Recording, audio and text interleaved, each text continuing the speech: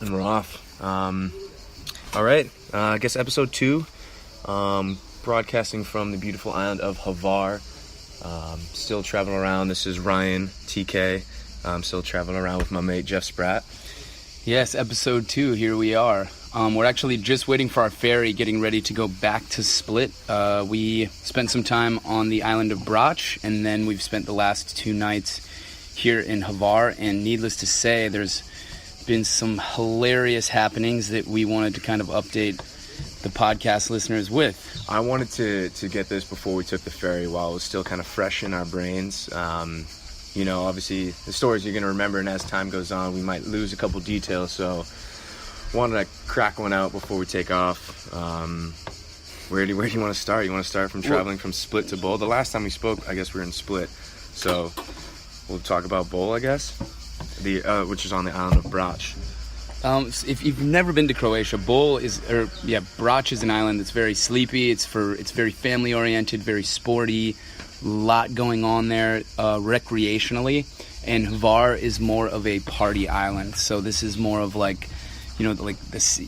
yacht week comes here, and there's big parties here for that. It kind of attracts, not as many families and more 20-something, 30-something and up travelers and yacht people, and there's super yachts and mega yachts that park here as well. That it just makes for a really cool, vibrant atmosphere of people from all over the world who want to have a good time. Yeah, Bol kind of has a similar feeling to like a San Diego. It's a little bit more laid back, relaxing island life. It moves a little slower, but the nightlife is fun. We met some of the local Croatians there. A lovely couple from the UK, actually on their honeymoon, that Spratt actually called out to. They were sitting next to us at the bar, and he turns and he's like, "You guys are on your honeymoon, are you not?"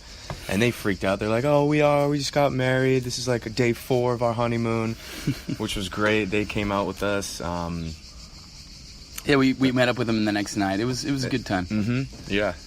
I like Bol for sure. Hvar, it's just on the next level as we described it. So just to give you a perspective, like the first night we went out in Hvar, we actually weren't even going to go out. We ran into someone we had met in the hostel in Reese, Split. Yeah, Reese, the Aussie. Such a cool guy. Like he is, I've been talking about meeting cool people and trying to find your tribe, and Reese is so that guy. What's his Instagram handle? We'll give him a little shout out. Do you know it's Reese? Yeah, you can find it. Anyway, we ran into him, and we were going to have a quiet night, and that ended up being a very unquiet night. And just to give you an idea of...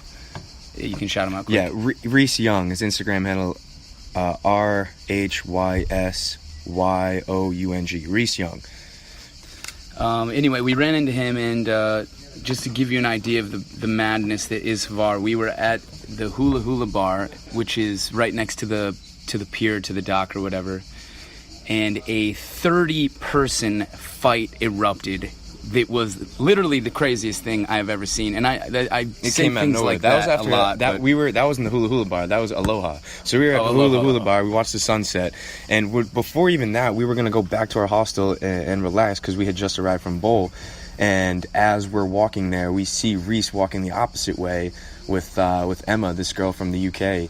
And instantly was like, "All right, you're coming out with us. We're going to the Hula Hula Bar." And me and Spratt look at each other. We're like, "All right, let's go. I guess tonight's another night." And that's just when we go to the Hula Hula Bar, watch the sunset, get a couple. Bar. Yep. Then we went to Aloha, where this fight occurred, and it was like it wasn't even out of a movie, because movie fights aren't even that ridiculous. I mean, even a blind man would have appreciated this fight, because there was people going in the water. There were chairs, there were tables, there was girls screaming and running away. Exchanges being had, people getting touched up left and right. It wasn't just one and done, throw a haymaker and bounce. It was like people were squaring up. It wasn't a one-on-one fight either. It was like a 15-on-15.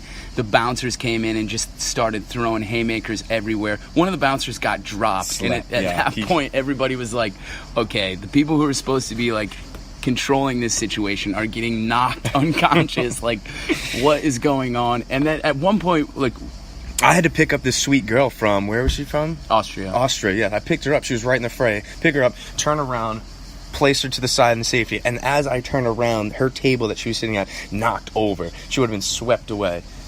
It was absolute pandemonium gone wild. It was nuts.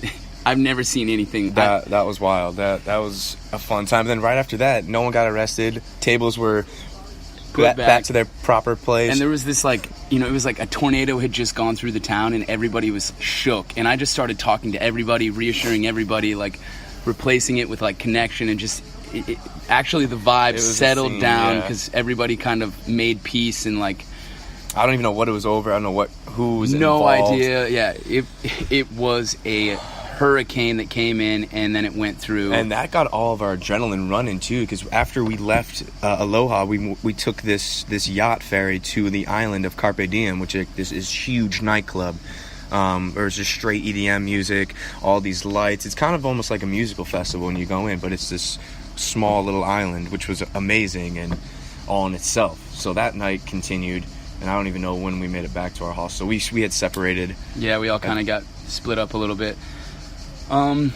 So that brings us to, we already talked about meeting up with Reese. I guess the last thing we wanted to talk about on this was just why I love Croatia so much.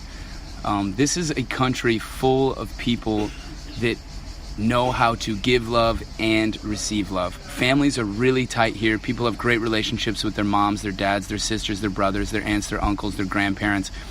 People have really good relationships with their friends. Croatians just know how to love on people, and they know how to take that love. They don't bust each other down and make fun of each other. That's just not their way of relating to each other. Their way of relating to each other is just a sweet kindness that is very genuine, and just, it's so refreshing to see people operate from that space, because that is so my style.